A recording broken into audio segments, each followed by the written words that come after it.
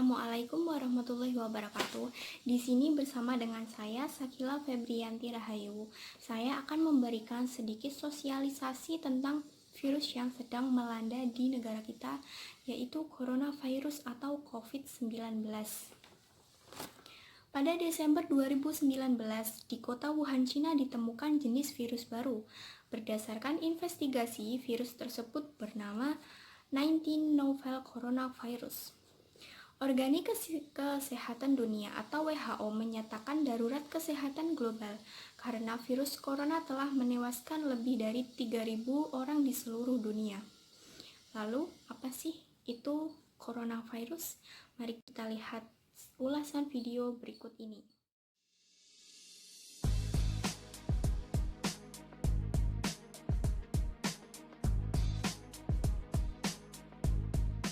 This is SARS-CoV-2. It belongs to the family of coronaviruses named for the crown-like spikes on their surfaces. SARS-CoV-2 can cause COVID-19. Nah, berikut tadi adalah ulasan video sedikit tentang coronavirus. Nama coronavirus berasal dari bahasa Latin corona yang berarti mahkota atau halo. Menurut WHO, coronavirus adalah keluarga besar virus yang menyebabkan penyakit mulai dari flu biasa hingga penyakit yang lebih parah seperti Middle East Respiratory Syndrome atau sindrom pernafasan Timur Tengah yang disebut MERS-CoV yang terjadi di Arab Saudi pada tahun 2012. Dan juga Severe Respiratory Syndrome atau sindrom pernafasan akut yang disebut SARS-CoV yang terjadi di Cina pada tahun 2003.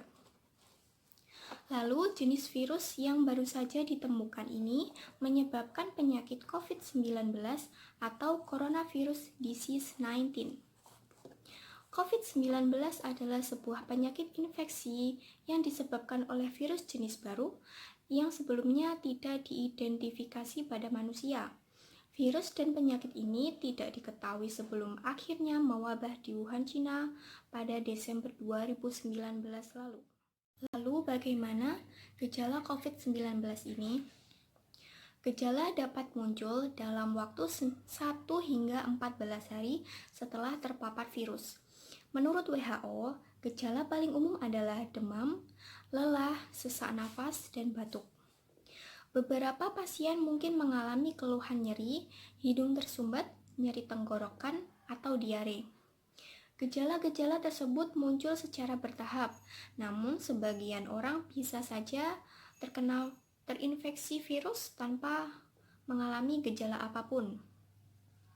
Sekitar 80% orang dapat pulih dari penyakit tanpa perlu penanganan khusus. Orang dengan usia lanjut dan orang-orang dengan riwayat penyakit seperti darah tinggi, jantung, atau diabetes mempunyai risiko lebih besar untuk mengalami keluhan yang serius.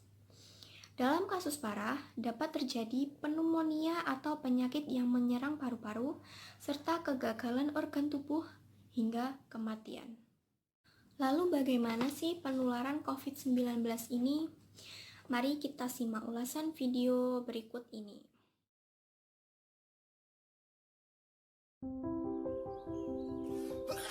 Tanpa disadari, virus dapat menyebar di sekitar kita melalui hal yang dilakukan sehari-hari.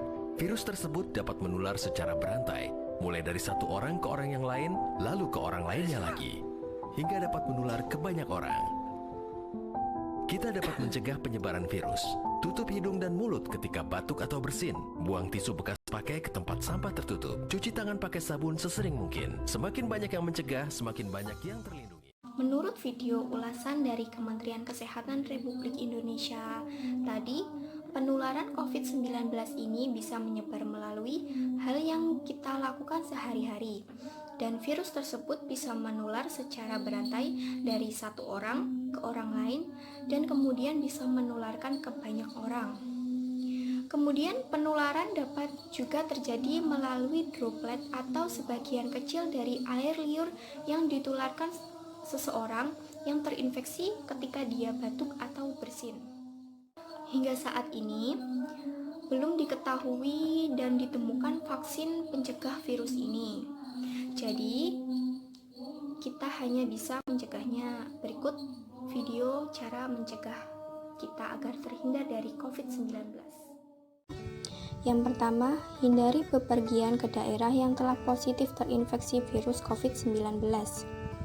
Kedua, rutin mencuci tangan dengan air dan sabun atau hand sanitizer yang mengandung alkohol setelah beraktivitas di luar ruangan. Karena mencuci tangan dengan air dan sabun atau hand sanitizer yang mengandung alkohol dapat membunuh virus yang terdapat di tangan. Ketiga, menjaga jarak setidaknya 1 meter dari orang yang bersin atau batuk. Ketika seorang bersin atau batuk, mereka mengeluarkan droplet dari hidung atau mulut yang mungkin mengandung virus. Apabila jarak kita terlalu dekat, maka droplet tersebut bisa kita hirup termasuk virus COVID-19. Yang keempat, hindari menyentuh mata, hidung, dan mulut dengan tangan. Tangan kita menyentuh banyak orang dan benda, dan bisa saja virus tersebut menempel di tangan kita. Lalu, jika tangan kita menyentuh mata, hidung, dan mulut, maka virus tersebut dapat masuk ke tubuh kita dan membuat kita sakit. 5. Pastikan kita menjaga kebersihan saat batuk dan bersin, yaitu dengan menutup mulut dan hidung menggunakan saku atau tisu. Yang keenam, tetap di rumah jika kita merasa tidak sehat. Jika ada keluhan demam, batuk, dan sesak nafas, segera hubungi dan periksakan ke fasilitas pelayanan kesehatan terdekat.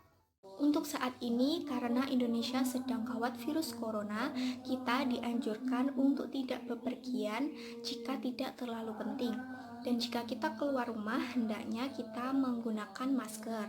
Tapi sebaiknya kita tetap di rumah sambil menikmati drama Korea kesukaan masing-masing untuk menghindari rasa bosan. Dan pastinya jangan lupa untuk tetap belajar dan mengerjakan tugas daring. Demikian sosialisasi yang dapat saya buat. Mungkin ada kurang dan lebihnya, mohon maaf, karena manusia letaknya salah dan kebenaran hanya milik Allah semata. Semoga kita selalu sehat dan terhindar dari penyakit yang mematikan ini. Sekian dari saya. Wassalamualaikum warahmatullahi wabarakatuh. Corona, corona, corona, corona, corona, corona, corona, corona.